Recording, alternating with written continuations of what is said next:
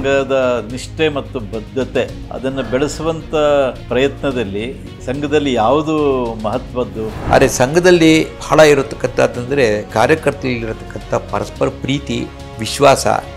ಏನು ಸತ್ಯಾಗ್ರಹ ಅಂದರೆ ಭಾರತ್ ಮಾತೆಗೆ ಜೇನ್ಗೆ ಹೋಗ್ತಾರೆ, ಪೊಲೀಸರು ಗಬಕ್ಕಂತ ಕರ್ಕೊಂಡು ಹೋಗ್ತಾರೆ, ಜನ ಎಲ್ಲ ನೋಡ್ತಿರ್ತಾರೆ ಅಂತಿಷ್ಟ. ಆದರೆ ಏನೋ ಒಂದು ಅಭೂತಪೂರ್ವ ಅಂತ ಅಗೋಚರವಾದಂಥ ಒಂದು ಶಕ್ತಿ ಇಲ್ಲಿ ಕೆಲಸ ಮಾಡ್ತಾ ಇದೆ ಅಂತ ಅನ್ಸುತ್ತೆ ನನಗೆ. ನಮ್ಮಪ್ಪಂಗೆ ಮೂಗುನ್ ತುದಿಲಿ ಕೋಪ ಇರ್ತಲ್ಲ, ಕೈನಲ್ಲಿ ಕೋಪ ಇರ್ತಾಯಿತ್ತು ಅವ್ರಿಗೆ. ಅವ್ನ ಗಂಟೆ ಏನಿತ್ತು ಲಗೇಜು ಹತ್ತೊಂದು ರೈ ಅಂತ ಕಾಪಾಡು ಬಿಸಾಕಿದ್ರೆ ಅಲ್ಲೊಂದು ತೆಂಗಿನ ಮರ ಆಯ್ತು ನಮ್ಮ ಮನೇಲಿ. ಆ ತೆಂಗಿನ ಮರಕ್ಕೆ ಡ್ಯಾಶ್ ಹೊಡೆದು ಅದು ಬಿಚ್ಚಿ ತಂಬಿಗೆ ತಟ್ಟೆ ಎಲ್ಲ ಬೇರೆ ಬೇರೆ ಆಗ್ಬಿಡ್ತು. ಈ ರೀತಿ ಸಂಘ ಇವತ್ತು ಕೇವಲ ಶಾಖೆಗೆ ಸೀಮಿತವಾಗಿದೆ, ಇಡೀ ಎಲ್ಲ ಕ್ಷೇತ್ರಗಳನ್ನು ಆವರಿಸ್ಕೊಳ್ತಾ ಇದೆ. ಗುರೂಜಿಯವರು ಹೇಳೋರು, ಒಂದು ಶಾಖೆ ನಿಂತೋಯ್ತು ಅಂತಂದರೆ ನನ್ನ ಹೊಟ್ಟೆದಲ್ಲಿ ಹುಟ್ಟಿದಂಥ ಒಂದು ಮಗು ಸತ್ತೋಯ್ತು ಅಂತ ಅನ್ಕೋತೀನಿ ಅಂತ ಹೇಳ್ಬಿಟ್ಟಿದ್ರು.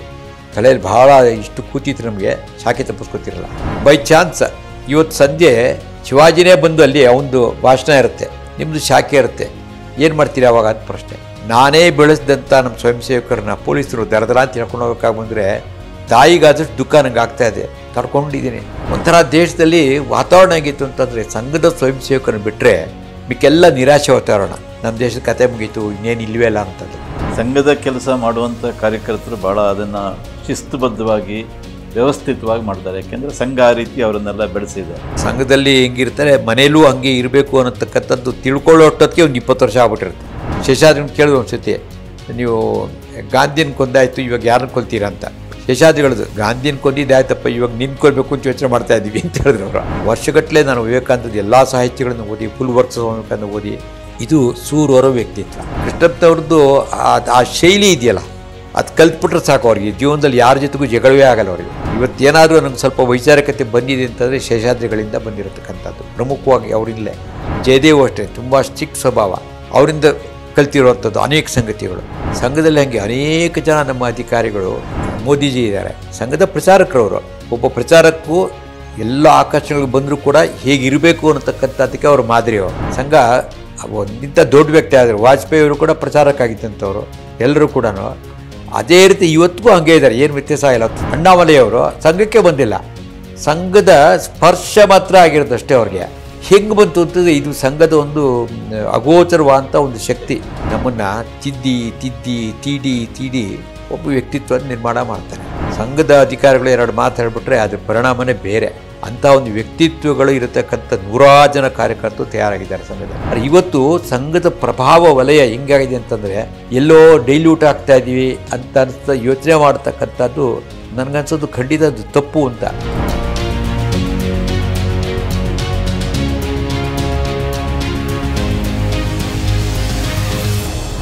ಒಂದು ಸಂಗತಿ ಇವತ್ತಿಗೂ ನನಗೆ ಅರ್ಥವಾಗಿಲ್ಲ, ಏನದಂತಂದರೆ ಸಂಘದಲ್ಲಿ ಯಾವುದೋ ಒಂದು ಪಠ್ಯಕ್ರಮದ ಥರ ಇಲ್ಲ. ಒಂದು ಆರ್ಡ್ರಲ್ಲಿ 1 2 3 4 ಇಂತಿಂಥ ಶಿಕ್ಷಣ. ಈಗ ಮ್ಯಾನೇಜ್ಮೆಂಟ್ ಕೋರ್ಸ್ಗಳು ಮಾಡ್ತಾರೆ, ಅವ್ರಿಗೆ ಸಿಲೆಬಸ್ ಇರುತ್ತೆ, ಹೀಗೆ ಮಾಡ್ತಾರೆ ಅಂತ. ಸಂಘದಲ್ಲಿ ಅದೇನೂ ಇಲ್ಲವೇ ಇಲ್ಲ, ಸಂಘದಲ್ಲಿ ಯಾವುದೂ ಇಲ್ಲ. ಆದರೆ ಅದೇನೋ ಒಂದು ಅಭೂತಪೂರ್ವ ಅಂತ ಅಗೋಚರವಾದಂಥ ಒಂದು ಶಕ್ತಿ ಇಲ್ಲಿ ಕೆಲಸ ಮಾಡ್ತಾ ಇದೆ ಅಂತ ಅನಿಸುತ್ತೆ ನನಗೆ. ಅದು ಬೆಳೆಸತ್ತೆ ಅಷ್ಟೇ. ಆ ಥರ ಇಂತಿಂಥ ಕ್ವಾಲಿಟೀಸ್ ಬೆಳೆಸಬೇಕು ಅಂತಲೂ ಇಲ್ಲ. ಏನು no syllabus, no dictionary, no book, ಏನಿಲ್ಲ. ಆದರೆ ಸಂಘದಲ್ಲಿ ಬಹಳ ಇರತಕ್ಕಂಥದ್ದಂದರೆ ಕಾರ್ಯಕರ್ತರಲ್ಲಿರತಕ್ಕಂಥ ಪರಸ್ಪರ ಪ್ರೀತಿ, ವಿಶ್ವಾಸ. ಪ್ರಾಯಶಃ ಅದು ಬೆಳೆಸುತ್ತೆ ಅಂತ ಕಾಣಿಸುತ್ತೆ. ಅನ್ಎಕ್ಸ್ಪೆಕ್ಟೆಡ್ಡು, ನಾವು ಎಕ್ಸ್ಪೆಕ್ಟೇ ಮಾಡಿರಲ್ಲ. ಸಂಘದ ಮೇಲೆ ಸಂಘನ ಬ್ಯಾನ್ ಮಾಡಿದ್ರು, ಕೊನೆಗೆ ಹೋರಾಟ ಮಾಡೋಕ್ಕೂ ಅಂತಾಯಿತು. ಸೊ ಹೋರಾಟ ಪ್ರಾರಂಭ ಆಯಿತು. ಆ ಸಮಯದಲ್ಲಿ ನಾನು ಒಂದು ಶಾಖಾ ಮುಖ್ಯ ಶಿಕ್ಷಕ ಆಗಿದ್ದೆ. ಅದು ಹಿಂದುಳಿದಂಥ ಏರಿಯಾ, ಅಥವಾ ಲೋಯರ್ ಮಿಡ್ಲ್ ಕ್ಲಾಸ್ ಫ್ಯಾಮಿಲಿ ಅಂಥ ಕಡೆಗೆ ಬಹಳ ಉತ್ಸಾಹದಲ್ಲಿದ್ದಂಥದ್ದು ಆವಾಗ. ಅಂದರೆ ನಂಗೆ ಆವಾಗ ಸುಮಾರು 30-31 ವರ್ಷ ಇರಬೇಕೇನೋ. ಸಾಯಂ ಶಾಖೆ ತುಂಬ ಚೆನ್ನಾಗಿತ್ತಿಲ್ಲ ಕೂಡ. ಅಂಥ ಸಮಯದಲ್ಲಿ ಹೋರಾಟ ನಡೀತು. ಅದು ಬೇರೆ ಪ್ರಸಂಗ ಬಂದು ಇವಾಗ ಹೋರಾಟ ನಡೀತು. ಸತ್ಯಾಗ್ರಹಕ್ಕೆ ಬರಬೇಕು ಅಂತಂದರು. ನಮ್ಮ ಶಾಖೆಯಿಂದ ಒಂದು 15 ಜನ ಸ್ವಯಂ ಸೇವಕರು, ಎಲ್ಲ SLC PUC ಓದೋ ಹುಡುಗರು, ಅವರು ಸತ್ಯಾಗ್ರಹಕ್ಕೆ ಬಂದರು. ಅವ್ರನ್ನೆಲ್ಲ ಜೈಲಿಗೆ ಕಳಿಸಿ ಕೊನೆಗೆ ನಾನು ಜೈಲಿಗೆ ಹೋಗಬೇಕು. ಸಂಘದ ಸೂಚನೆ ಬಂದಿತ್ತು, ಜೈಲಿಗೆ ಗೋಪಾಲ್ ಮಾತ್ರ ಬರಬೇಕು, ನಿಮ್ಮ ತಮ್ಮಂದ್ರೆ ಬರಬಾರ್ದು ಅಂತ ಹೇಳಿದರು.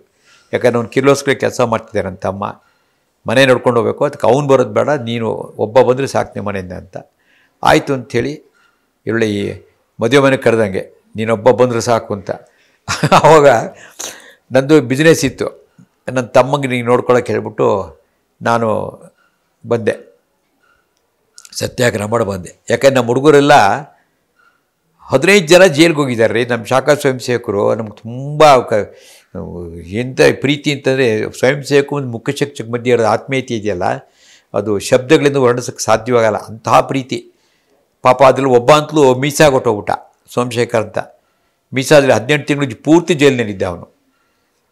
ನಮ್ಮದೆಲ್ಲ ಬರೀ DIR 3 ತಿಂಗಳು 4 ತಿಂಗಳು ಇದ್ದಂಥವ್ರು. ಅವರೆಲ್ಲ ಜೈಲಿಗೆ ಹೋಗಿದ್ದಾರೆ. ಆ ಜೈಲಿಗೆ ಹೋಗ್ಬೇಕಾಗ್ಬೋದ್ರೆ ಅದೊಂದು ಇದು ಬೇಕಲ್ಲಕ್ಕೊಂದು ಬದ್ಧತೆ ಇರಬೇಕು ನೋಡಿ. ತುಂಬ ಇದೆ ಅದ್ರ ಬಗ್ಗೆ ಹೇಳೋಕ್ಕೆ, ಅದು ಹೇಳಲ್ಲ, ಸ್ವಲ್ಪ ಹೇಳ್ತೀನಿ ಅಷ್ಟೇ. ಸತ್ಯಾಗ್ರಹ ಶುರು ಆಯಿತು. ನಮ್ಮ ಶಾಖೆಯಿಂದ 8 ಜನ ಮೊದಲನೇ ಬ್ಯಾಚಿಗೆ ಬಂದರು. ಶ್ವೇತಾದ್ರಿಗಳು ಅಂತಿದ್ದರು BJPನಲ್ಲಿ, ಅದು ಆವತ್ತಿನ ಜನಸಂಘದಲ್ಲಿ. ಅವರ ನೇತೃತ್ವದಲ್ಲಿ ಸತ್ಯಾಗ್ರಹ ನಡೀತು. 8 ಜನ ನಮ್ಮ ಶಾಖೆಯಿಂದ ಕೊಟ್ಟಿದ್ವಿ ಅವ್ರಿಗೆ. ಏನು ಸತ್ಯಾಗ್ರಹ ಅಂತಾರೆ, ಭಾರತ್ ಮಾತೆಗೆ ಜೇನ್ಗೆ ಹೋಗ್ತಾರೆ, ಪೊಲೀಸರು ಗಬಕ್ಕಂತ ಕರ್ಕೊಂಡು ಹೋಗ್ತಾರೆ, ಜನ ಎಲ್ಲ ನೋಡ್ತಿರ್ತಾರೆ ಅಂತಿಷ್ಟೇ.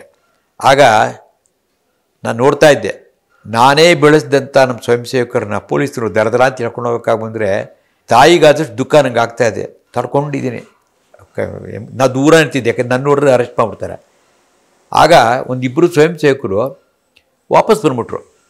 ಅಲ್ಲೆಲ್ಲ ಜನಗಳೇ ನಾನು ನೋಡಿದೆ, ಅಲ್ಲ ಬರೀ ಯಾಕೆ ವಾಪಸ್ ಬರ್ತೀಯಾ ಅಂತಂದೆ. ರೀ 100 ಜನ ಪೊಲೀಸರಿದ್ದಾರೆ ಸಾರಲ್ಲಿ, ಮೇಷ್ಟೇ ಅಂತ ಕರೆಯೋರು ನನಗೆ. ಮೇಷ್ಟೇ 100 ಜನ ಪೊಲೀಸ್ನವರಿದ್ದಾರೆ, ಎಲ್ಲರೂ ಕುತ್ಕೆ ನೋಡಿದ್ರು ಹಾಕೋತಿದ್ದಾರೆ. ಅದಕ್ಕೆ ಭಯ ಆಯಿತು ಅಂತ ಬಂದ್ಬಿಟ್ಟೆ ಅಂತ ಹೇಳಿದ್ರು ಇಬ್ಬರು. ಆಗ ನಾನು ಅವ್ರಿಗೆ ಆನ್ ದಿ ಸ್ಪಾಟಲ್ಲಿ 1.5 ವರ್ಷದ ಶಾಖೆಯಲ್ಲಿ ಕತೆ ಹಿಡಿದೀನಿ ನಿನಗೆ, ಭಗತ್ ಸಿಂಗು, ಚಂದ್ರಶೇಖರ್ ಆಜಾದ್, ಸುಭಾಷ್ ಚಂದ್ರ ಬೋಸ್ ಕತೆ, ಅದೆಲ್ಲ ವೇಸ್ಟ್ ಆಯ್ತಲ್ವ ಅಂತಂದೆ. ಅಷ್ಟೇ ಹೇಳಿದ್ದು ನಾನು. ತಕ್ಷಣ ಅಲ್ಲೇ ಭಾರತ್ ಮಾತೆಗೆ ಕೂಗ್ಸ್ಬಿಟ್ರೆ, ಕೂಗಿ ಇಲ್ಲಿ ಹೇಳ್ಬೇಡ್ರಿ ಹೋಗಿ ಅಂತ ಕಳಿಸಿದೆ. ಆಮೇಲೆ ಹೋದರು, ಇವರೇ ಕೂಗಿದ್ರು, ಒಳಗಡೆ ಹಾಕೊಂಡು ಕರ್ಕೊಂಡು. ನನ್ನ ಎದುರುಗಡೆನೇ ಒಬ್ಬ ಪೊಲೀಸ್ನವರು ನಮ್ಮೊಬ್ಬ ಸ್ವಯಂ ಸೇವಕನಿಗೆ ಪರಮೇಶ್ವರನಿಗೆ ಕಪಾಳಿಗೆ ಎತ್ತಿ ಹೊಡೆದ್ರು. ಅದು ನೋಡೋಕ್ಕಾಗಿಲ್ಲ ನನಗೆ, ದೂರದಲ್ಲಿದ್ದೆ ನಾನು ಹೊರಡೆಯಿಂದ. ಒಳಗೆ ರಾಮಾಜೋಸ್ಗೆ ಕಂಪ್ಲೇಂಟ್ ಮಾಡಿದೆ, ಹಿಂಗೆ ಮಾಡ್ತಾರೆ ಸ್ವಲ್ಪ ನೋಡಿ ಅಂತ. ಅಂದರೆ ಅಷ್ಟು ಅಟ್ಯಾಚ್ಮೆಂಟ್ ಪರಸ್ಪರ ಸ್ವಯಂ ಸೇವಕರಿಗೆ. ಅದಾದಮೇಲೆ ಅವರೆಲ್ಲ ಜೈಲಿಗೆ ಹೋದರು, ಎಲ್ಲ ಆಯಿತು. ನಾನು ಜೈಲಿಗೆ ಹೋದೆ, ಜೈಲಿಂದ ಬಂದೆ. ಎಷ್ಟು ದಿವಸ ಜೈಲಿನಲ್ಲಿದ್ದಿರಿ? ನಾನೊಂದು 2 ತಿಂಗಳಿದ್ದೆ ಜೈಲಿನಲ್ಲಿ. 2 ತಿಂಗಳು. ಯಾವ ಜೈಲು? ಸೆಂಟ್ರಲ್ ಜೈಲು, ಬೆಂಗಳೂರು ಸೆಂಟ್ರಲ್ ಜೈಲಿನಲ್ಲಿ ಸತ್ಯಾಗ್ರಹ ಮಾಡಿ. ಅದೇ ಅದ್ರ ಕತೆ ಹೇಳ್ಬೇಕಾದ್ರೆ ತುಂಬ ದೊಡ್ಡ ಕತೆ ಅದು ಹೇಳಲ್ಲ. ಈಗ ಮುಖ್ಯವಾದ ವಿಷಯ ಏನಂತಂದರೆ, ವಾಪಸ್ ಬಂದೆ. ಆವಾಗ ಶಾಖೆಗಳಿಲ್ಲ, ನಮಗೆಲ್ಲ ಸ್ಫೂರ್ತಿ ಕೊಡೋದು ಹೆಂಗೆ ನೋಡಿ. ಎಲ್ಲ ನಡೀತಿದ್ದಾಗ ಅದೇ ಸರಿ. ಅಲ್ಲಿಗೆ ಏನು ಯಾರ ಅಧಿಕಾರಿಗಳಿಗೆ ಭೇಟಿ ಇಲ್ಲ, ಯಾರನ್ನೂ ಭೇಟಿ ಮಾಡೋಂಗಿಲ್ಲ. ಮತ್ತು ನಮ್ಮನೆ ಸಂಗದ್ದೆ ಮನೆ, ನೋಟೆಡ್ ಅಂದರೆ ನೋಟೆಡ್ಡು. ನಮ್ಮನೆ ಮುಂದೆ 4 ಜನ ಯಾವಾಗಲೂ 24 hours ಒಂದಿಬ್ಬರು ಕೂತಿರೋರು CIDಗಳು. ಯಾವ ಅಧಿಕಾರಿಗಳು ಮನೆಗೆ ಬರೋಂಗಿಲ್ಲ. ಒಂಥರ ದೇಶದಲ್ಲಿ ವಾತಾವರಣ ಹೇಗಿತ್ತು ಅಂತಂದರೆ, ಸಂಘದ ಸ್ವಯಂ ಸೇವಕರನ್ನು ಬಿಟ್ಟರೆ ಮಿಕ್ಕೆಲ್ಲ ನಿರಾಶೆ ವಾತಾವರಣ. ನಮ್ಮ ದೇಶದ ಕತೆ ಮುಗೀತು, ಇನ್ನೇನು ಇಲ್ಲವೇ ಇಲ್ಲ ಅಂತಂದಲ್ಲಿ. ಅಂಥ ಸಮಯದಲ್ಲಿ ಎಮರ್ಜೆನ್ಸಿ ಬಂದು 1 ವರ್ಷ ಆಯಿತು. ಅದಕ್ಕೋಸ್ಕರ ಒಂದು ಕಾರ್ಯಕ್ರಮ ಹಂಚ್ಕೊಂಡಿದ್ದು. ಏನಪ್ಪ ಅಂತಂದರೆ, ಡೇಂಜರ್ ಸಿಗ್ನಲ್ ಬರ್ತಲ್ಲ, ಬುರುಡೆ ಮತ್ತು ಮೂಳೆ ಇರುತ್ತೆ, ಅಲ್ಲಿ ತುರ್ತು ಪರಿಸ್ಥಿತಿ ಹಾಕಿದ್ದಾರೆ, ಜಾಗೃತರಾಗಿ ಏನಂಥದ್ದು ಒಂದು ಸ್ಟಿಕ್ಕರ್ ಅಂಟಿಸ್ಬೇಕು ಒಂದು ಕಾರ್ಯಕ್ರಮ. ಅದಕ್ಕೆ ನಮ್ಮ ಆವತ್ತಿನ ಕಾರ್ಯಕರ್ತ ಅನಂತ್ ಅಂತ ಒಬ್ಬರಿದ್ದರು ಮಲ್ಲೇಶ್ವರದಲ್ಲಿ. ಅವರು ಸಹ ಕಾರ್ಯಕರ್ತರು, ವರ್ಷಗಟ್ಟಲೆ ಒಟ್ಟಿಗೆ ಇಬ್ಬರು ಕೆಲಸ ಮಾಡ್ತಾಯಿದ್ವಿ. ಅವ್ನು ಬಂದು ನನಗೆ ಹೇಳ್ದ, ಗೋಪಾಲ ಇವತ್ತಿನ ದಿವಸ ಸಾಯಂಕಾಲ ನಾವು ರಾತ್ರಿ 9-10 ಗಂಟೆ ಅಷ್ಟೊತ್ತಿಗೆ ಹೋಗಬೇಕು, ಸ್ಟಿಕ್ಕರ್ ಅಂಟಿಸೋಕ್ಕೆ ಹೇಳಿದ್ದಾರೆ, ನಾವೊಂದು 100 ಸ್ಟಿಕ್ಕರ್ ಅಂಟಿಸ್ಬೇಕು ಅಂತ. ನಾನು ಸ್ವಲ್ಪ ವೈಚಾರಿಕ ಜೀವಿ ಅಥವಾ ವೋಕಲ್ ಸ್ವಯಂ ಸೇವಕ ಅಂತಾರೆ. ಪಾಪ ಅವರೇನು ಮಾತಾಡೋದೇ ಕೆಲಸ ಮಾಡೋರು, ನಾವು ಮಾತಾಡೋದು ಜಾಸ್ತಿ. ಹಾಗಾಗಿ ಅವ್ರಿಗೆ ದಬಾಯಿಸೋಕ್ಕೆ ಶುರು ಮಾಡಿದೆ. ಅನಂತ ಜ್ವಾಲ್ಟಿದೆ, ಬುದ್ಧಿ ಇಲ್ದಿರೋ ಕೆಲಸ ಇದು. ಅವಳು ಇಷ್ಟೆಲ್ಲ ಕರ್ಕೊಂಡೋಗಿ ಎಂತೆಂಥವ್ರಿಗೋ ಕರ್ಕೊಂಡು ಏರೋಪ್ಲೇನ್ ಹಾಕಿ ಹೊಡೆದು ಎಲ್ಲ ಮಾಡಿದ್ದಾಳೆ. ಅವಳನ್ನ ಅವಳನ್ನ ಸಾಯಿಸಬೇಕು, ಅದು ಬಿಟ್ಬಿಟ್ಟು ನಾವು ಚಿಕನ್ ಅಂಟು ಕೂತ್ಕೊಂಡಿತ್ತು ಅಂತಂದರೆ ಈ ದೇಶ ಉದ್ಧಾರ ಆಗುತ್ತಾ ಅವ್ರಿಗೆಲ್ಲ ಮಾತಾಡಿದೆ. ಆ ಮನುಷ್ಯ ಮುಂಚೆಯಿಂದ ಮಾತು ತುಂಬ ಕಡಿಮೆ ಕೇಳ್ತಾಯಿದ್ರು. ನಾನು ಹೆಚ್ಚು ಕಡಿಮೆ 1 hour ಹೇಳಿದ್ದೀನಿ, 3/4 ಗಂಟೆ 1 hour. ಇಂಥದ್ದೆಲ್ಲ ವೇಸ್ಟು, ನಾವು ಕ್ರಾಂತಿಕಾರಿ ಕೆಲಸ ಮಾಡೋಕೆ ನಾವು ಇದೇನು ಮಾಡಿದ್ರೆ ಇದೇನಾಗ್ತಿಲ್ಲ, ಏನು ಎಲ್ಲ ಸ್ಟಿಕ್ಕರ್ ನೋಡಿದ್ರೆ ಓದ್ಕೊಂಡು ಹೋಗ್ತಿರ್ತಾರೆ ಅಂತ ಎಲ್ಲ ಹೇಳಿದೆ. ಎಲ್ಲ ಹೇಳಿದ್ಮೇಲೆ ಅಷ್ಟು ಶಾಂತವಾಗಿ ಕೇಳ್ಬಿಟ್ಟು, ಗೋಪಾಲ ಎಷ್ಟು ಗಂಟೆಗೆ ಬರಲಿ ಅಂತಂದ. ಎಲ್ಲಿಗೆ ಅಂದೆ. ಅದೇ ಇದು ಅಂಟ್ಸೋಕ್ಕೆ ಹೋಗ್ಬೇಕಲ್ಲ ಅಂದ. ಇಷ್ಟೊತ್ತು ನಾನು ಹೇಳ್ತಿದ್ನಲ್ಲಪ್ಪ ಅಂತಂದೆ. ನೀ ಹೇಳಿದ್ದೆಲ್ಲ ಕರೆಕ್ಟ್ ಗೋಪಾಲ್, ನಾನು ತಿಳಿಸ್ತೀನಿ, ಅದೇ ಸಂಘದ ಸೂಚನೆ ಬಂದಿದ್ದೆ ಅಲ್ವಾ ಅಂಟಿಸ್ಬೇಕು ಅಂತ. ನಾನು ಕರಗೋಗ್ಬಿಟ್ಟೆ. ಅವಾಗ ಇವನಿಷ್ಟೇ ಮುಂದೆ ನನ್ನಿಷ್ಟೇ ಏನೂ ಇಲ್ಲವೇ ಇಲ್ಲ, ಝೀರೋ. ತಕ್ಷಣ ನಡಿಯಪ್ಪ ಬರ್ತೀನಿ ಅಂತೇಳಿ ಅವನು ನಾನು ನನ್ನ ತಮ್ಮ ಇಬ್ಬರು ಹೋಗಿ ರಾತ್ರಿ 12:30 ಗಂಟೆ ತನಕ ಎಲ್ಲ ಕಡೆ ಅಂಟಿಸ್ಕೊಂಡು ಬಂದ್ವಿ. ಅದನ್ನು ಯಾರೂ ಸಿಕ್ಕಾಕ್ಕೊಳ್ಳಿಲ್ಲ. ಬೆಳಗಾಗಿ ನೋಡೋದು ಎಲ್ಲ ಕಡೆ ಎಲ್ಲಿ ಮಟ್ಕೆ ಅಂದರೆ ನಮ್ಮ ಸಂಘದ ಕಾರ್ಯ ಎಲ್ಲ ಸೀಸಾಗಿ ಪೊಲೀಸ್ನವ್ರು ಕಾಯ್ತಾ ಕೂತಿದ್ದಾರೆ ಅಲ್ಲಿಗೆ. ಅಲ್ಲೂ ಹೋಗಿ ಪೊಲೀಸ್ನವ್ರು ಎದುರುಗಡೆ ಇದ್ದಾಗಲೇ ಮೆತ್ತಿಗೆ ಗೋಡೆ ಮೇಲೆ ಅಂಟಿಸ್ಕೊಂಡು ಬಂದ್ಯ ನನ್ನ ತಮ್ಮ. ಅಂದರೆ ಇಷ್ಟೆಲ್ಲ ಕೆಲಸ ಮಾಡೋಕ್ಕೆ ಸಾಧ್ಯ ಆಯಿತು. ಯಾಕಂದರೆ ಸಂಘದಲ್ಲಿ ಸೂಚನೆ ಅಂತ ಒಂದಿದೆ, ಸೂಚನೆ ಕೊಟ್ಬಿಟ್ರೆ ಬಾಯಿ ಮುಚ್ಕೊಂಡಿರ್ತೀವಿ ಅಷ್ಟೇ. ಇದು ಸಂಸ್ಕಾರ. ಇಷ್ಟೆಲ್ಲ ಯಾಕೆ ಹೇಳಿದೆ ಅಂತಂದರೆ ಬೆಳೆಸೋವಂಥ ರೀತಿಯಲ್ಲಿ ಏನೋ ಅದೇ ಇಟ್ ಇಸ್ ಎ ಫೋರ್ಸ್, ಅನ್ರೆಕಗ್ನೈಸಬಲ್ ಗೊತ್ತಾಗೋದಿಲ್ಲ. ಬಟ್ ವ್ಯಕ್ತಿತ್ವ ಬೆಳ್ಕೊಂಡು ಹೋಗ್ತೀವಿ. ಸಾಮಾನ್ಯ ವ್ಯಕ್ತಿ ಅಸಾಮಾನ್ಯ ವ್ಯಕ್ತಿ ಆಗ್ಬಿಡ್ತಾನೆ. ಸಂಘದಲ್ಲಿ ಸಂಘದ ಕೆಲಸ ಮಾಡುವಂಥ ಕಾರ್ಯಕರ್ತರು ಭಾಳ ಅದನ್ನು ಶಿಸ್ತುಬದ್ಧವಾಗಿ ವ್ಯವಸ್ಥಿತವಾಗಿ ಮಾಡ್ತಾರೆ. ಯಾಕೆಂದರೆ ಸಂಘ ಆ ರೀತಿ ಅವರನ್ನೆಲ್ಲ ಬೆಳೆಸಿದೆ. ಅದೇ ಕಾರ್ಯಕರ್ತ ತನ್ನ ಸ್ವಂತ ಜೀವನದ ಸಂಗತಿಗಳನ್ನು ಕೂಡ ಶಿಸ್ತುಬದ್ಧವಾಗಿಯೇ ಮಾಡ್ತಾನೆ ಅಂತ ನಿಮಗನ್ಸುತ್ತಾ? ಅಂದರೆ ಸಂಘದಲ್ಲಿ ಯಾವ ರೀತಿ ಶಿಸ್ತಿರುತ್ತೆ ಅದೇ ಥರ ಸ್ವಂತ ಜೀವನದಲ್ಲೂ ಶಿಸ್ತನ್ನು ಬೆಳೆಸ್ಕೊಂಡು ತನ್ನ ಉದ್ಯೋಗ, ವ್ಯವಹಾರ ಅಥವಾ ಕಾಲೇಜು ಇದೆಲ್ಲವುದನ್ನು ಮಾಡ್ತಾನೆ ಅಂತ ನಿಮಗೆ ಏನು ಅನಿಸುತ್ತೆ ಅದ್ರ ಬಗ್ಗೆ? ಸ್ವಲ್ಪ ಅದ್ರ ಬಗ್ಗೆ ಅಷ್ಟೊಂದು ನನಗೆ ಕನ್ವಿನ್ಸ್ ಆಗಿಲ್ಲ. ಏನಂತಂದರೆ ಸಂಘದಲ್ಲಿದ್ದಾಗ ತುಂಬ ಚೆನ್ನಾಗಿ ನೋಡ್ಕೋತಿರ್ತಾರೆ, ಮನೆಗೆ ಬಂದಾಗಲೂ ಹಾಗೇ ಇರ್ತಾರೆ ಅಂತ ಅನ್ನೋಂಥದ್ದಕ್ಕೆ ಅವರ ವ್ಯಕ್ತಿತ್ವ ಮೇಲೆ ಡಿಪೆಂಡ್ ಆಗುತ್ತೆ. ಪ್ಯೂರಿ ಅವ್ರ ಪರ್ಸನಲ್ ವ್ಯಕ್ತಿತ್ವ. ಸಂಘದಲ್ಲಿ ಹೆಂಗಿರ್ತಾರೆ ಮನೇಲೂ ಹಾಗೆ ಇರಬೇಕು ಅನ್ನೋತಕ್ಕಂಥದ್ದು ತಿಳ್ಕೊಳ್ಳೋ ಅಷ್ಟೊತ್ತಿಗೆ ಒಂದು 20 ವರ್ಷ ಆಗ್ಬಿಟ್ಟಿರುತ್ತೆ. ಅಲ್ಲಿದ್ದಂಗೆ ಇಲ್ಲಿರಬೇಕು ಅಂತ ಬದಲಾಯಿಸ್ಕೋತಾರೆ. ತುಂಬ ಜನ ಬದಲಾಯಿಸಿದ್ದಾರೆ. ಮನೆಗಳ ವ್ಯತ್ಯಾಸ ಆಗಿರ್ತವೆ, ಮನೆಗಳಲ್ಲಿ ಅಷ್ಟೇ ಆತ್ಮೀಯವಾಗಿರಬೇಕು ಅನ್ನೋಂಥದ್ದು ಇದೆಲ್ಲ ಸಂಗತಿಗಳು ಬರುತ್ತೆ. ಆದರೆ ಔಟ್ಸೈಡ್ ಫೋರ್ಸಸ್ ಇರುತ್ತಲ್ಲ, ಈಗ ಒಬ್ಬ ಸ್ವಯಂ ಸೇವಕ ಇರ್ತಾನೆ, ಹೊರಗಿನ ಆಕರ್ಷಣೆಗಳು, ಅವ್ನು ಸ್ವಯಂ ಸೇವಕ ಪಾಪ ಚೆನ್ನಾಗಿರ್ತಾನೆ. ಆದರೆ ಹೊರಗಡೆಯಿಂದ ಬಂದಂಥ ಹೆಂಡತಿ, ಅವ್ರ ಸಂಬಂಧಿಕರುಗಳು ಮತ್ತು ಕುಟುಂಬದ ಬೇರೆಯವ್ರದ್ದು ಅವ್ರದ್ದೆಲ್ಲ ಇನ್ಫ್ಲೂಯೆನ್ಸ್ ಆಗುತ್ತೆ. ಅದನ್ನು ತಡ್ಕೊಳ್ತಕ್ಕಂಥ ಶಕ್ತಿ ಇದ್ದಂಥ ಅವ್ರ ಮನೆ ಎಲ್ಲ ಒಂದೇ ರೀತಿ ಯೋಚನೆ ಮಾಡೋ ಥರ ಇರ್ತಾರೆ. ಇಲ್ಲ ಅಂತಂದರೆ ಅಲ್ಲಿ ಒಂದಿಷ್ಟು ಸ್ವಾರ್ಥನೋ ಮತ್ತೊಂದು ಇಣುಕ್ತು ಅಂತಂದರೆ ಅವರು ದಾರಿ ತಪ್ತಾರೆ. ಸ್ವಯಂ ಸೇವಕರಾಗಿರ್ತಾರೆ, ಆದರೆ ದೀರ್ಘಕಾಲ ಅಷ್ಟೇ ಉತ್ಸಾಹದಿಂದ ಸ್ವಯಂ ಸೇವಕರಾಗಬೇಕು ಅಂತಂದರೆ ಒಂದು ಭಗವಂತನ ಅನುಗ್ರಹ ಬೇಕು, ಎರಡು ಅಂತಂದರೆ ಅವ್ರು ಪರಿವರ್ತನೆ ಮಾಡಿರ್ಬೇಕು ಎಲ್ಲರನ್ನೂ ಕೂಡ. ಆಗಿದೆ ಆ ಥರ ಸಾಕಷ್ಟು ಮನೆಗಳಲ್ಲಿ ಇದ್ದಾರೆ. ಇವತ್ತದು ಕಾಣಿಸ್ತಾ ಇದೆ. ತುಂಬ ಜನ ಮನೆಯಲ್ಲೇ ಅಷ್ಟು ಜನ ಸ್ವಯಂ ಸೇವಕರಾಗ್ತಕ್ಕಂಥ ವಾತಾವರಣ ಇದೆ. ನಮ್ಮ ಕಾಲಕ್ಕೂ ಈಗ ಸ್ವಲ್ಪ ಬಹಳ ವ್ಯತ್ಯಾಸ ಇದೆ. ಆವಾಗ ನಿಂತರೆ ಕೂತ್ರೆ ನಾವೆಲ್ಲರೂ ಹೋಯ್ತು ಅಂತಂದರೆ ಜೊತೆಗೆ ಚಡ್ಡಿ ಯಾರು ಹಾಕೊಂಡು ಹೋಗ್ತೀವಿ, ಚಡ್ಡಿ ಯಾರು ಹಾಕೋತಿರಲ್ಲ. ಕರ್ನಾಟಕದ ಪೊಲೀಸ್ನವ್ರಿಗೂ ಪ್ಯಾಂಟ್ ಬಂದ್ಬಿಡ್ತು, ನಮಗೆ ಚಡ್ಡಿ ಇರ್ತಾಯಿತ್ತು ನಮಗೆ, ಅದೊಂದಿತ್ತು. ಅದಾದಮೇಲೆ ಪ್ಯಾಂಟ್ ಬಂತು ಅಂತ ಇಟ್ಕೊಳ್ರಿ.